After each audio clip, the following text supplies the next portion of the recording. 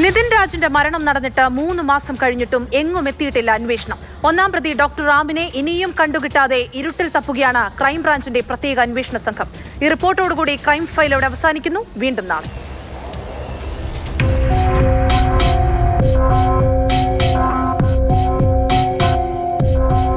എവിടെ ഡോക്ടർ റാം? 3 മാസമായില്ലേ? ഇത്രയും മികച്ച അന്വേഷണ സംഘത്തെ വെട്ടിച്ച് ജീവിക്കാൻ മാത്രം റാമിന് എന്ത് കഴിവുകളാണുള്ളത്?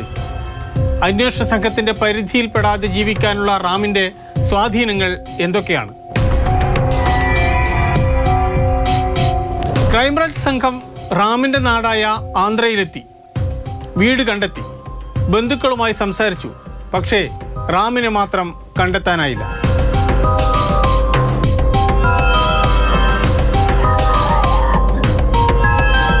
കേസിൽ അടിമുടി പിഴവുണ്ടായി എന്നാണ് വിദഗ്ധർ പറയുന്നത്. ജാതി അധിക്ഷേപം എന്ന കുറ്റം നിലനിൽക്കില്ല. ഡോക്ടർ റാം എന്ന പേര് കേട്ട ഉടൻ മുന്നോക്ക ജാതിക്കാരനാണെന്ന് കരുതി പോലീസ് പ്രതി ചേർത്തു എന്ന ആക്ഷേപവുമുണ്ട്.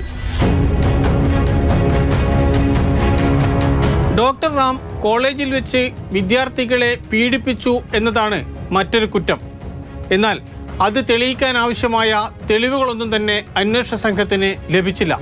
ഏതാനും വിദ്യാർത്ഥികൾ നൽകിയ മൊഴികൾ മാത്രമാണ് ഉള്ളത്. ഈ മൊഴികൾ വെച്ച് നിരന്തരമായി നിതിൻ രാജിനെ പീഡിപ്പിച്ചു എന്ന് എങ്ങനെ തെളിയിക്കാനാകും എന്നാണ് ചോദ്യം.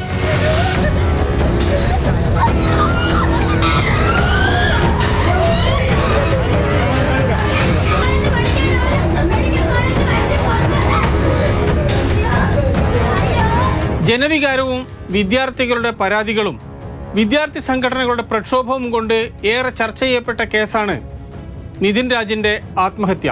നിതിൻ രാജ് കെട്ടിടത്തിൽ നിന്ന് ചാടി ആത്മഹത്യ ചെയ്തതിന്റെ കാരണം എന്താണ് എന്ന് ഇപ്പോഴും വ്യക്തമല്ല.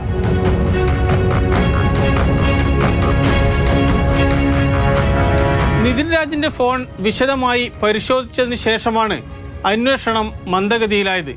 നിതിൻ രാജിന്റെ ഫോണിൽ നിന്ന് കിട്ടിയ തെളിവുകൾ എന്താണ്? ആ തെളിവുകളാണോ നിതിൻ രാജിന്റെ ആത്മഹത്യക്ക് കാരണമായത്? ഇക്കാര്യങ്ങൾ ഇനി കോടതിയിൽ പോലീസ് നൽകുന്ന റിപ്പോർട്ടിലൂടെ മാത്രമേ മനസ്സിലാക്കാനാവൂ.